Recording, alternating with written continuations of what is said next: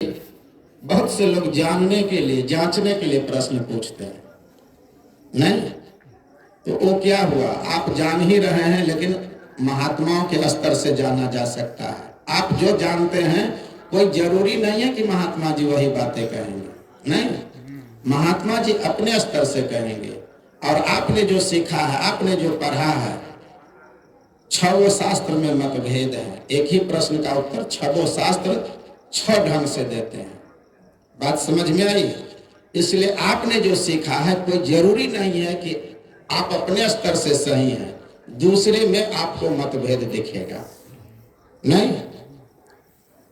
तो श्रोताओं, इसी तरह से आप लोग प्रश्न करें, लिख करके रखें और रट करके आइए प्रश्न को, उत्तर भी जानिए। लेकिन आप यह हमेशा ध्यान रखिए कि महात्मा जो कह रहा है उनके स्तर से सही है और हमने जो रटा है वह भी सही है। मतभेद हो सकता है, सांख्य अलग कहता है, योग अलग कहता है, वैशेषिक अलग कहता है, नहीं, वेदांत अलग कहता है और वैशेषिक न्याय अलग कहता है। ये छह शास्त्र इत्यादि छह शास्त्रों की चर्चा आई है। हो सकता है आपने छह शास्त्रों की का अध्ययन नहीं किया होगा, एक ही शास्त्र आपने सीखा, इसलिए आपको मतभेद दिखेगा।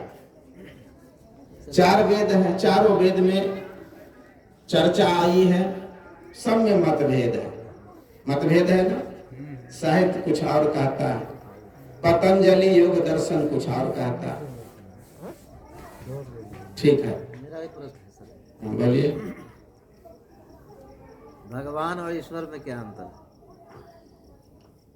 देखिए, यह भी प्रश्न बहुत अच्छा है, सारगर्भित प्रश्न है। ऐसा प्रश्न बहुत कम लोग पूछता है, जिज्ञासु ही पूछता है, उसमें फर्क समझने के लिए।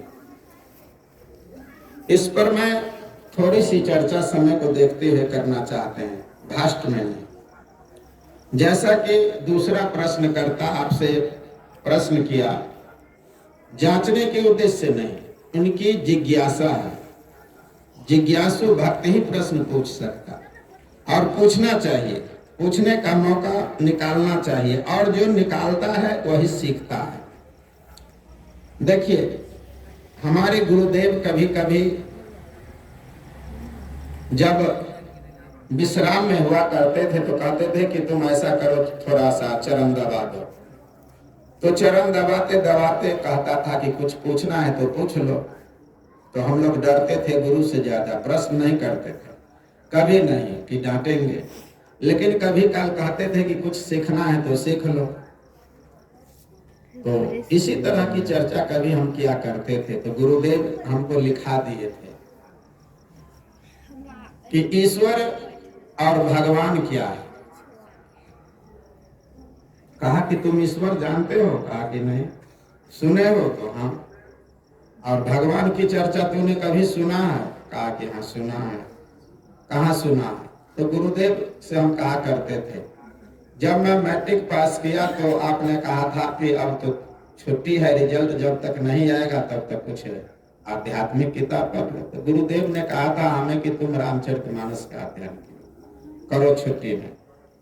गुरुजी भ्रमण से आते थे तो हमसे पूछते थे कि तुमने क्या पढ़ा, क्या लिखा, कुछ सुनाया।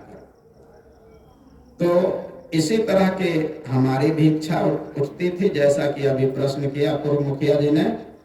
तो श्रोताओं, ईश्वर और भगवान अंतर है। अंतर यह है कि भगवान और ईश्वर, अब हम शुरू करने जा रहे हैं आपके प्रश्नों का उत्तर। उत्पत्ति पालन चैव पुनः तस्य विनाशनम। आप लोग भी याद कीजिए, उत्पत्ति पालन चैव पुनः तस्य विनाशनम बंध मोक्ष प्रदाता च ईश्वर सर्वप्रेरका। जो उत्पत्ति करता हो,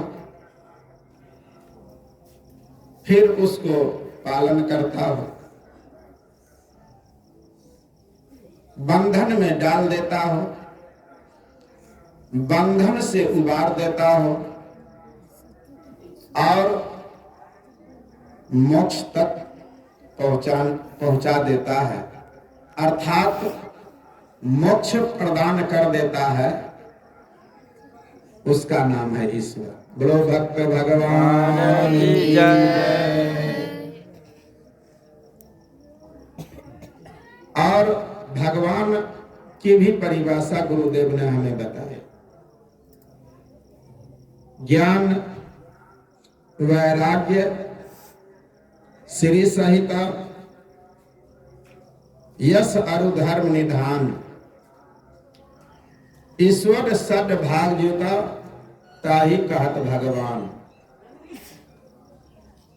ज्ञान हो,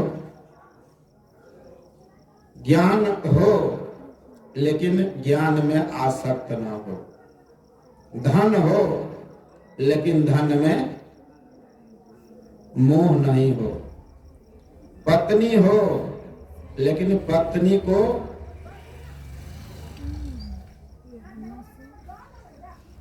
भोग न समझे। पत्नी क्या है? पत्नी 3 रोल अदा करती है। हम थोड़ा प्रश्न से विषयांतर होते हैं। पत्नी 3 रोल अदा करती है। मेमोरी को रिचार्ज कर लीजिए,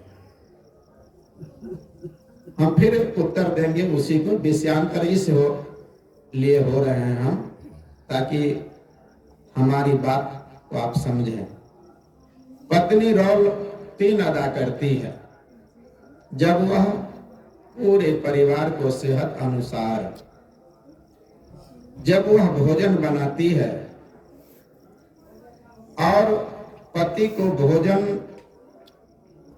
कराने वक्त नजदीक में बैठ करके समय के अनुसार, गर्मी हो तो उसको पंखा झेल दें, उसके जब तक वह खाती है तब तक उसके नजदीक बैठ करके श्रद्धा से यदि उसको भोजन बनाती है, खिलाती है, उसके सभी समयों को सदुपयोग करती है, तो वह मां का रोल अदा करती है।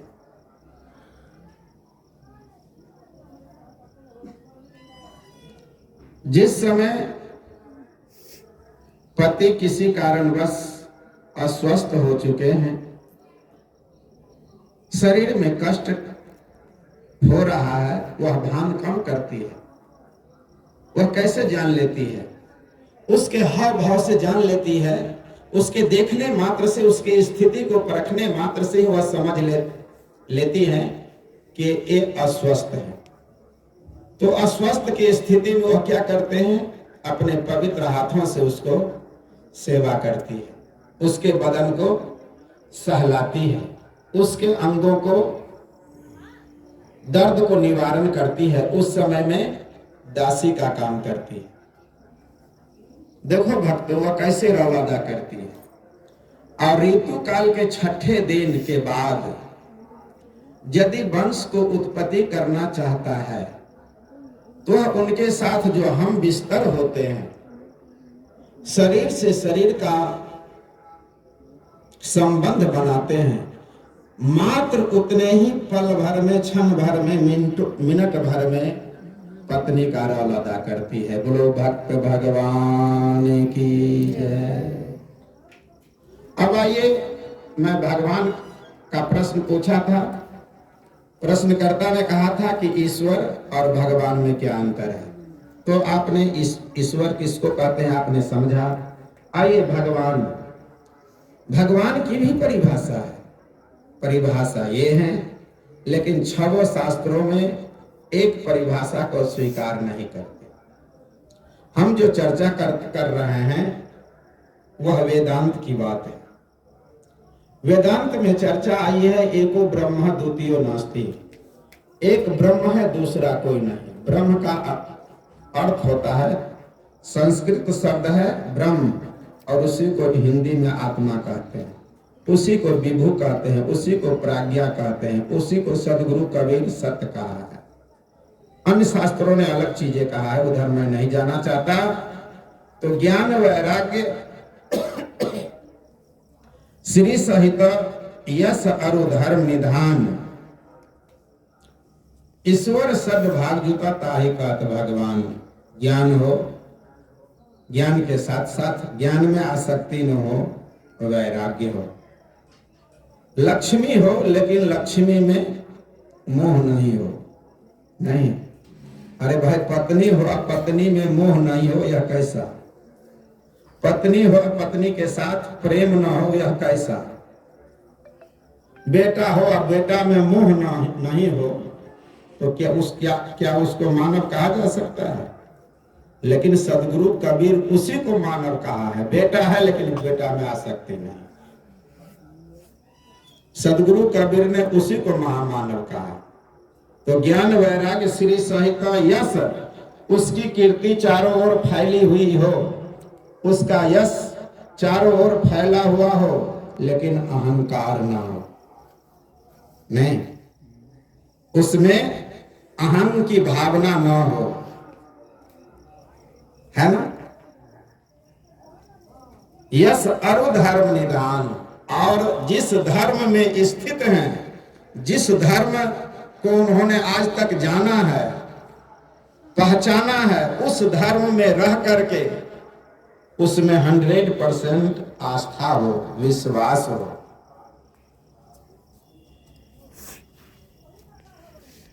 ईश्वर शब्द भाग जो ताहि कात भगवान इत्यादि जो 6 लक्षण बताए गए हैं, जिसकी चर्चा हमने अभी की है, तो वह क्या है? ये सभी लक्षण युक्त मानव को गॉड कहा दिया गया है, भगवान कहा गया है। इसी बात को दूसरे शब्दों में कहा जा सकता है, दूसरे शब्दों में भी कई तरह से चर्चा आई है। भग से भागे भागे भक्त कहावे, जग से भागे साधु। और भक्त जग दोनों से भागे, वही है सच्चा साधु। बोलो भक्त भगवान की। ठीक है, रात्रि भी ज्यादा हो गई है क्या? एक सर साहब, मोक्ष किसे कहते हैं? जो सब आदमी तो ललायत उसी के लिए है, उसको चर्चा। देखिए, मोक्ष जो है, आज तक जिसको मोक्ष मिला है वो लौट करके आया नहीं। अच्छा प्रश्न है। ये तीसरा प्रश्न है इनका,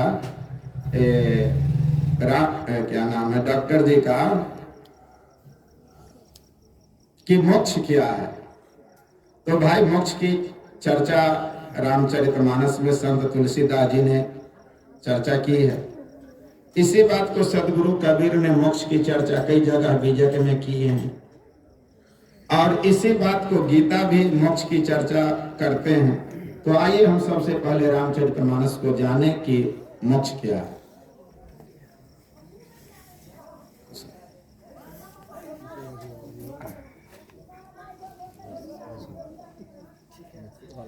श्रोताओं, अब हम आपको ले चलते हैं रामचरितमानस में मोक्ष की चर्चा। पहले ये समझिए आप कि मोक्ष किसको कहते हैं। मोह से रहित हो जाना ही मोक्ष को प्राप्त करना है। सीधा उत्तर है। एक नंबर का क्वेश्चन यदि आपसे पूछा जाए तो उत्तर आपको मिल गया, लेकिन आप समझे नहीं होंगे। जब तक उसको 4-5 अंक वाला उत्तर नहीं समझेंगे तो चर्चा आप समझ नहीं सकते। एक प्रश्न का उत्तर है, 1 नंबर का क्वेश्चन है कि मोक्ष किसे कहते हैं। तो उसका उत्तर यही है कि मोह से रहित हो जाना ही मोक्ष कहलाता है। अब मोह देखिए, ये शरीर है, लेकिन डॉक्टर जब सुई लगाता है तो घबराते हैं, नहीं घबराते हैं। कहीं ठेस लगता है तो अचानक आहा ऐसे करते हैं, नीचे देखते हैं ना। इसका मतलब आपको मोह है किस में? अपने में। दुनिया को छोड़िए, अपने शरीर में भी आपको मोह है, दुख होता है। अरे दुख हुआ है तो भगवान दिया है, इसमें दवा खाने की क्या आवश्यकता है? डॉक्टर का काम है ट्रीटमेंट करना, इलाज करना। हम नहीं खाएंगे दवा, भगवान पर छोड़ दीजिए।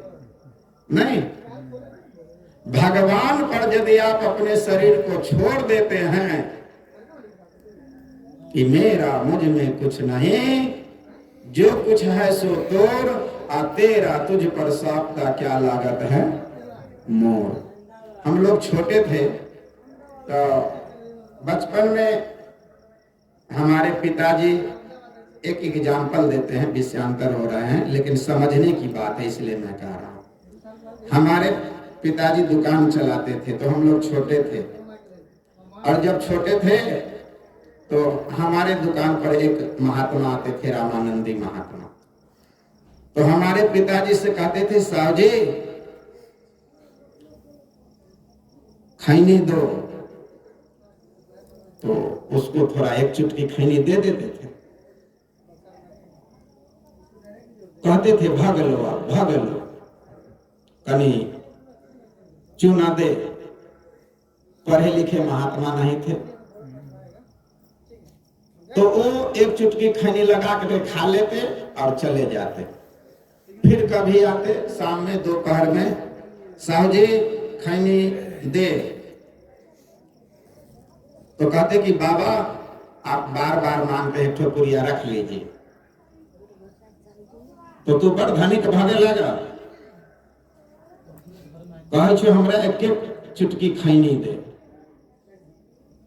तो बड़ धनिक भागे लगा, ले मैं तो और खैनी खेबो, फेंक देते थे। ज्यादा की हमें क्या आवश्यकता है? कहने का उसका भाव था कि हमको जितना ही जरूरी है उतना ही मांगते, तुम उतना काहे देते हो?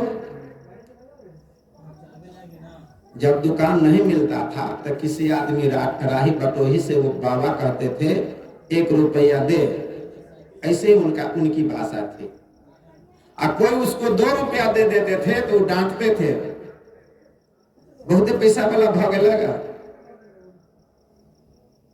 आप गुस्सा के कहते थे कि हम तुमको माना 1 रुपया तो 2 रुपया काहे देते थे, काहे देते हो? उसका कहना ये था, और नहीं लेते थे, 2 रुपया फेंक देते थे। तो धनिक भागे लगा। तो हम लोग बचपन में थे, उसको देखते थे तो दंडोत बाबा जी कहते थे, रामानंदी थे, दंडोत बाबा कहते थे, पैर छू करके प्रणाम करते थे। तो वो जो है माथा पर जोर से मारते थे, तो डर के मारे हम लोग भाग जाते थे। कभी काल छोटे थे तो उस महात्मा को जब भी हम लोग देखते थे तो नंगोटी पहने हुए थे और एक छोटा सा गमछा लपेट लेते थे और घर मल्ले रहते थे, और जटा उटा लंबी जटा थी, पगड़ी बांध लेते थे। किसी के दरवाजे पर बिना निमंत्रण कहीं पहुंच जाते थे, तो राउठिन हम खेबो। अब जो खिलाते वो खा लेता था, और जिसके यहाँ खा लेता था तो उसके यहाँ सोता नहीं था, सोना किसी और के यहाँ हो जाता था। तो राउठिन हम सुतबो, एगो वरना दे, बिछवाना दे। उस महात्मा का नाम था ठक्कर। नाम कुछ और रहा हो, लेकिन हम तो आ गए यहाँ गुरुद्वारा जब बड़े हो गए 10-12 बरस के। तो जब मैं कभी वहां गया भंडारा में, वहां के लोगों ने बुलाया तो कहा करते थे कि वो बाबा जब मरा हमारे गांव में ही मरा, और मरा तो कुछ दिन पहले कह दिया कि अब हम जेबो। सब कोरे ही कहते थे, सब कोरे कहते थे, किसी को हम नहीं कहा करते थे। अब हम जेबो, हमार भंडारा कर दिए तो सब मिलकर, ऐसा कहते थे। अचानक वो अभी दिन आ गया, बाबा का देहांत हुआ।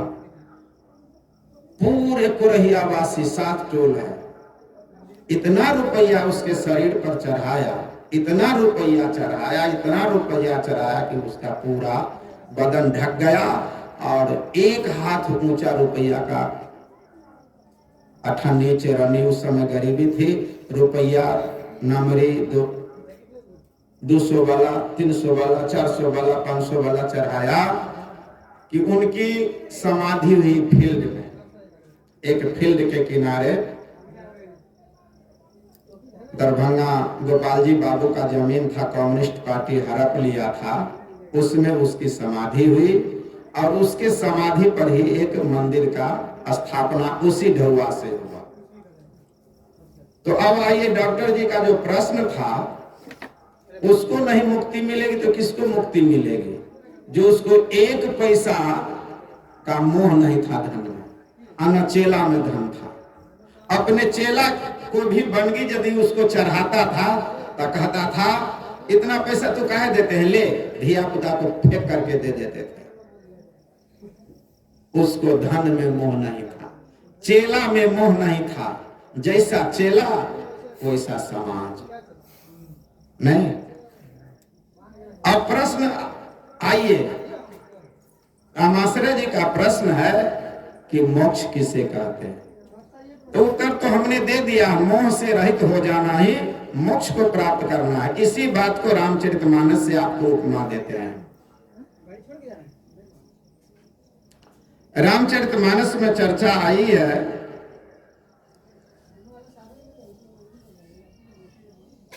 बड़ा सुंदर प्रसंग है।